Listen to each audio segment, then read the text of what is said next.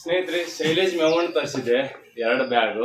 But unfortunate ಏನಾಯಿತು, ಬ್ಯಾಗ್ಗಳನ್ನ JCBಯಿಂದ ಟ್ರ್ಯಾಕ್ಟರ್ನಲ್ಲಿ ಇಡಬೇಕಾದ್ರೆ ಅದು ಒಂದು ಬ್ಯಾಗ್ ಮಾತ್ರ ತೊಂದರೆ ಆಗಿ, ಅಂದರೆ ಹರಿದಿದೆ ಒಂದು 2-3 ಕಡೆ. ಅದು ನಾನು ಇಮಿಡಿಯೇಟಾಗಿ ಅದನ್ನು ಹೊಲ್ಕೊಂಡು ರಿಪೇರ್ ಮಾಡಲಿಲ್ಲ. ಒಂದು ವಾರ 8 ದಿನ ಆಯಿತು ಹೆಚ್ಚು ಕಡಿಮೆ ತಂದು. ಇವಾಗ ಅದರಲ್ಲಿ ಸ್ವಲ್ಪ ನೀರು ಮತ್ತು ಗಾಳಿ ಹೋಗಿಬಿಟ್ಟು ಏನಾಗಿದೆ ಅಂದರೆ ಒಳಗಡೆ ಬೂಸ್ಟ್ರ್ ಬಂದಿದೆ, ಅಂದರೆ ಫಂಗಸ್ ಬಂದಿದೆ ಒಳಗಡೆ. ಸೊ ಅದನ್ನು ಈ ಆಡುಗಳಿಗೆ ಅಥವಾ ಯಾವುದೇ ಪ್ರಾಣಿಗಳಿಗೆ ಹಾಕಿದ್ರು ಕೂಡ ತಿನ್ನಂಗಿಲ್ಲ. ಅದಕ್ಕೆ ಅದನ್ನ ಇವಾಗ ಹೊರಗೆ ತೆಗಿತಾ ಇದ್ದೀನಿ.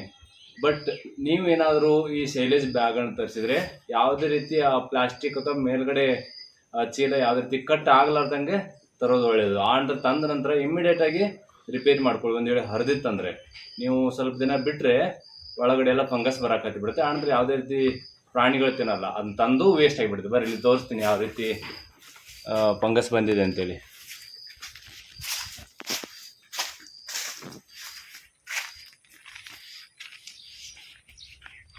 ಇಲ್ಲಿ 2 ಬ್ಯಾಗ್ ತರಿಸಿದ್ದೆ.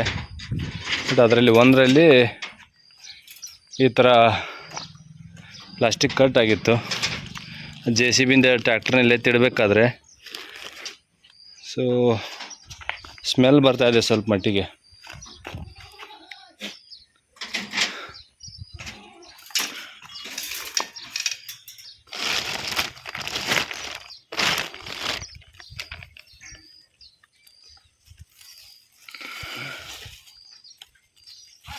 ನೋಡಿ ಇಲ್ಲಿ ಯಾವ ರೀತಿಯಾಗಿ ಫಂಗಸ್ ಬಂದಿದೆ. ಸೊ ಈ ರೀತಿ ಆದಾಗ ಯಾವ ಪ್ರಾಣಿಗಳು ತಿನ್ನಲ್ಲ, ಯಾಕಂದ್ರೆ ಅದು ವಾಸನೆ ಬ್ಯಾಡ್ ಸ್ಮೆಲ್ ಬರಕತ್ತಿ ಬಿಡುತ್ತೆ ಅವಕ್ಕೆ. ಒಳಗಡೆ ಗಾಳಿ ಮತ್ತು ನೀರು ಯಾವುದೇ ರೀತಿ ಹೋಗಲಾರ್ದಂಗೆ ಪ್ಯಾಕ್ ಮಾಡಬೇಕು. ನೀವು ಇದನ್ನು ದಿನಂಪ್ರತಿ ತೆಗೆದ್ರೂ ಕೂಡ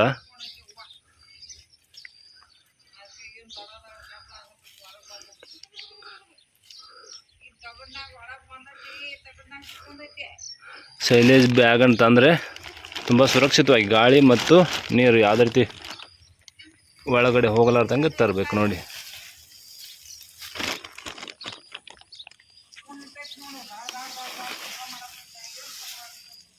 ನೋಡ್ರಿ ಇಲ್ಲಿ ಯಾವ ರೀತಿ ಫಂಗಸ್ ಬಂದಿದೆ ಒಳಗಡೆ ಅಂತೇಳಿ.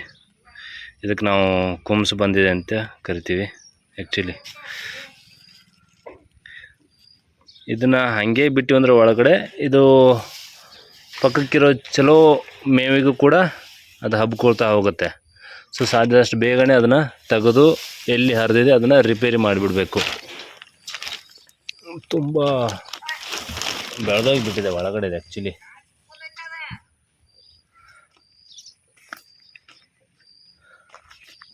ಇಲ್ಲಿ ಒಂದು 3 ಬ್ಯಾಗ್ ಆಲ್ರೆಡಿ ಇಲ್ಲಿ ಬೇರೆ ತೆಗೆದಿಟ್ಟಿದ್ದೀನಿ. ನೋಡಿ ಇಷ್ಟು ವೇಸ್ಟ್ ಆಗಿದೆ ಆಲ್ರೆಡಿ.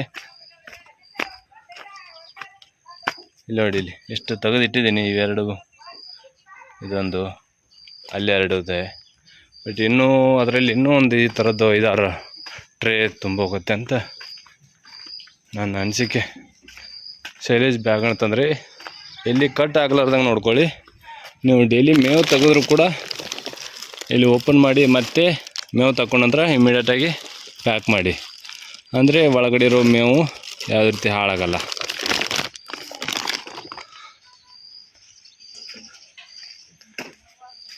ಈ ರೀತಿ ಇದೆ ನೋಡಿ ಕತೆ. ಸೊ ಶೈಲೇಜ್ ಬ್ಯಾಗ್ ತಿಂತವೆ ಮೇವು ಇಲ್ಲಂತಲ್ಲ, ಬಟ್ ಆದರೆ ಸುರಕ್ಷಿತವಾಗಿ ಇಡಬೇಕು. ಇಲ್ಲ ಅಂದರೆ ಈ ಥರ ಫಂಗಸ್ ಬಂದರೆ ಸತ್ಯವಾಗಲೂ ತಿನ್ನಲ್ಲ.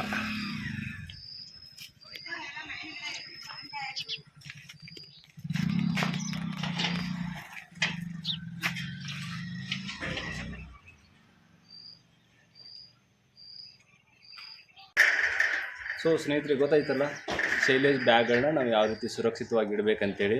ಸೊ ದಯವಿಟ್ಟು ಒಳಗಡೆ ಗಾಳಿ ಮತ್ತು ನೀರು ಯಾವುದೇ ಕಾರಣಕ್ಕೂ ಒಳಗಡೆ ಹೋಗ್ಬಾರ್ದು. ಆ ರೀತಿಯಾಗಿ ಸುರಕ್ಷಿತವಾಗಿ ಒಳಗಡೆ ಪ್ಲಾಸ್ಟಿಕ್ಕನ್ನು ಪ್ಯಾಕ್ ಮಾಡಿ ಮತ್ತು ಹೊರಗಡೆ ಇರುವಂಥ ಆ ಚೀಲವನ್ನು ಕೂಡ ಪ್ಯಾಕ್ ಮಾಡಿಡಿ. ಅಂದರೆ ತುಂಬ ದಿನಗಳವರೆಗೂ ಬಾಳಿಕೆ ಬರುತ್ತೆ, ಪ್ರಾಣಿಗಳು ತಿನ್ನುತ್ತೆ. ಇಲ್ಲಾಂದರೆ ದುಡ್ಡು ಕೊಟ್ಟು ವೇಸ್ಟ್ ಆಗಿ ಹೋಗುತ್ತೆ. ನನ್ನ ಮುಂದಿನ ವೀಡಿಯೋ ಜೊತೆ ಮತ್ತೆ ಭೇಟಿ ಆಗ್ತೇನೆ. ಅಲ್ಲಿವರೆಗೂ ನಮಸ್ಕಾರ, ಜೈ ಹಿಂದ್.